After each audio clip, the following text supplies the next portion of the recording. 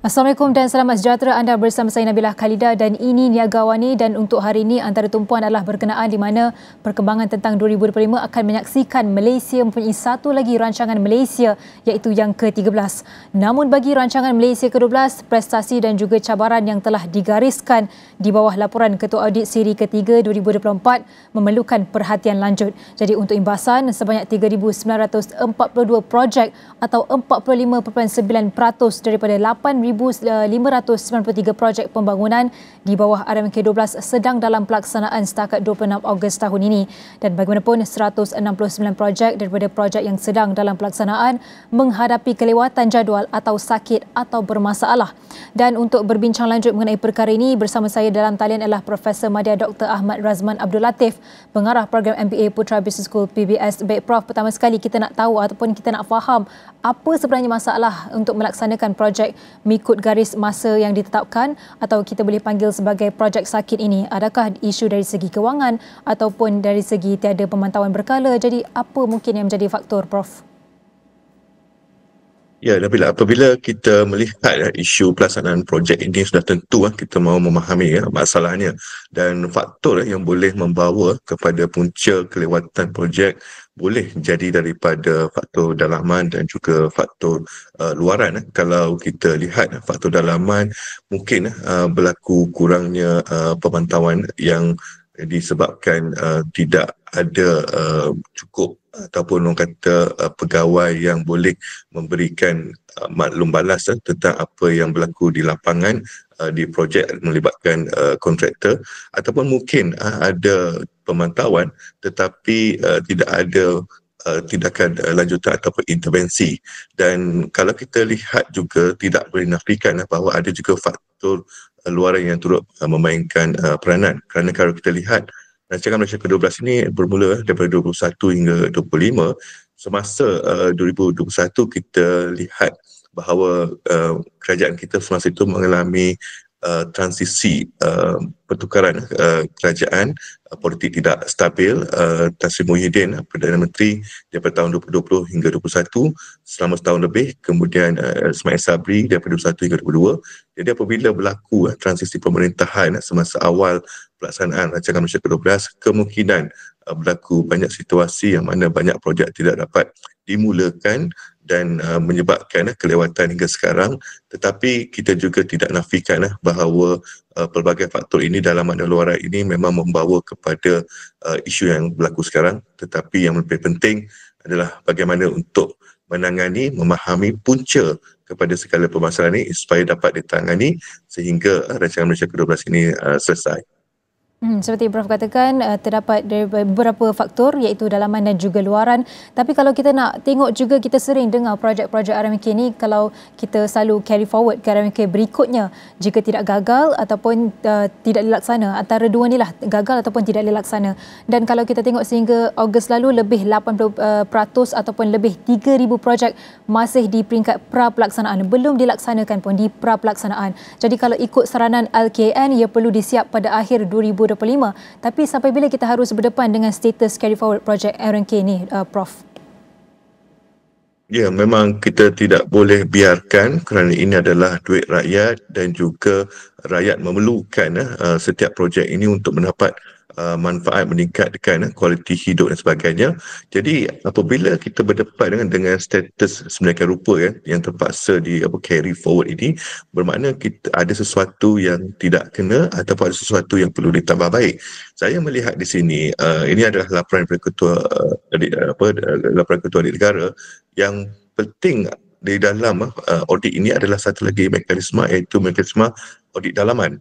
Jadi di mana setiap kementerian ada unit audit dalamannya yang boleh diperkasakan lagi, kalau boleh ditambahkan lagi pegawainya untuk memastikan bahawa kita akan lebih bersifat proaktif daripada reaktif. Apabila ketua audit datang, itu dah jadi macam reaktif dah mungkin ada yang terlambat. Tetapi kalau audit dalaman dapat mengesan kelewatan ini daripada awal, maka tindakan proaktif itu akan lebih mudah diambil. Dan ini boleh disokong dengan Pemperkasaan juga satu lagi sistem dipanggil sistem pengurusan risiko, yang mana masih lagi belum dilaksanakan sepenuhnya di peringkat kementerian, iaitu kita melihat apakah peristiwa ataupun apa-apa yang boleh menyebabkan objektif perancangan kerajaan itu dalam segi pelaksanaan projek itu tidak tercapai, apakah risiko-risiko yang menyebabkan ianya terbengkalai, lewat dan sebagainya, dan melakukan kontrol ataupun pemantauan dan juga intervensi apabila ianya berlaku. Di sini saya lihat harus memulakan pengurusan risiko dan juga memperkasakan lagi audit dalaman setiap kementerian. Okey, baik. Prof ada sentuh berkenaan dengan sistem pengurusan risiko itu tadi yang belum dilaksanakan. Jadi kita nak faham siapa yang perlu dipertanggungjawabkan sebenarnya dalam kelewatan pelaksanaan projek MRK12 ini, dan apakah tindakan kolektif yang boleh diambil, dan mungkin kita nak sentuh juga berkenaan dengan penambahan RM15 bilion kepada prestasi projek dan bagaimana ia boleh digunakan dengan berkesan atau ia hanya sekadar menambah beban kewangan kepada negara, Prof. Kalau kita lihat dari segi tanggungjawab, projek ini bukan semuanya di bawah kementerian, tetapi ada di bawah agensi-agensi ataupun syarikat-syarikat milik kementerian, milik kerajaan persekutuan. Jadi kalau di bawah syarikat milik kerajaan itu, maka lembaga pengarahlah bertanggungjawab. Kalau di bawah kementerian itu kita sudah ada pentadbiran dari segi menteri, KSU, ketua setiausaha dan juga ketua pengarah. Di situlah kita lihat kebertanggungjawab itu mesti ada. Di sini kita lihat apabila kerajaan mengumumkan kenaikan gaji 15% kepada kaitan kerajaan, diharapkan produktiviti meningkat. Tetapi apabila projek tidak dapat dilaksanakan, apakah mekanisme yang akan membolehkan mereka ini dipertanggungjawabkan? Adakah turun gaji ke, turun pangkat ke? Saban tahun kita melihat laporan ketua negara, tapi kita tidak nampak apakah tindakan yang dikenakan kepada kaitan kerajaan yang tidak menjalankan tanggungjawab. Kita tidak mahu situasi yang mana apabila projek lewat ataupun tak siap, wang kena ditambah lagi. Kali ini kita lihat penambahan 15 million itu. Kalau jadi macam ni setiap masa, maka tidak akan ada rasa tanggungjawab tu, kerana mereka akan memikirkan, oh tak apa, projek lewat ke, tak siap ke, nanti kerajaan akan tambah lagi duit. Itu saya lihat kita tidak mahu menjadikan sebagai satu amalan yang kita mahu projek dapat disiapkan dan dapat dijimatkan peruntukan itu, bukannya peruntukan semakin bertambah. Jadi Prof bergerak ke hadapan untuk memasuki ataupun menjelang RMK 13 ini, daripada 12 ke 13, mungkin apa yang boleh kita lakukan ataupun kerajaan lakukan untuk mengatasi ataupun mengelakkan isu serupa di masa hadapan supaya kita dapat ketelusan satu dan juga penjimatan pada masa sama? Ya, mungkin kalau kita lihat nampak macam kita masih lihat di takut yang lama, itu kita lihat dari segi proses dan kita lihat dari segi output, iaitu berapa banyak projek dapat disiapkan. Tetapi saya harap selain memastikan projek itu siap, dalam RMK 13 penekanan harus diberi kepada impak dan juga outcome, iaitu hasil daripada projek itu bagaimana rakyat mendapat manfaatnya, apakah dia panggil economic multiplier lah, nilai tambahan yang diperoleh apabila projek itu siap.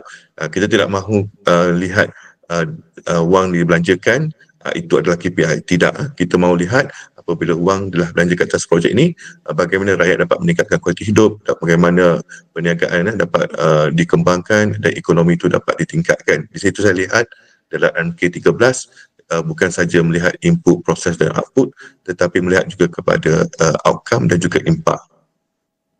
Mungkin yang terakhirlah Prof, before kita habiskan sesi ini dalam lebih kurang 1 minit, mungkin berbakikan RM183 bilion dalam tempoh yang terhad. Apakah risiko terbesar yang dihadapi kerajaan dan mungkin apakah langkah mitigasi yang disediakan kalau kita boleh masukkan dalam RMK yang seterusnya? Ya, kemungkinan kita tidak mahu mengejar matlamat menghabiskan semua. Yang penting ialah keutamaan, prioriti, apakah projek yang memang memerlukan penyelesaiannya dan di manakah bottleneck yang menyebabkan ianya tidak dapat dilaksanakan hingga sekarang, dan fokus harus diberikan juga kepada kebertanggungjawaban, iaitu adakah pelaksanaan projek itu harus diberikan kepada pihak ataupun pengurusan yang sama, mungkin kita takut bahawa di semasa kita berkejar untuk menghabiskan peruntukan itu sehingga akhir 2025, tetapi kita lupa bahawa penyebab kepada punca kelewatan itu tidak ditangani, iaitu mungkin faktor struktur, faktor strategi, faktor sistem ataupun faktor pelaksana itu sendiri. Itu yang perlu diberi perhatian supaya di dalam RMK 13 kita takut benda yang sama berulang kembali, iaitu kita tidak menyelesaikan punca kepada segala permasalahan ini.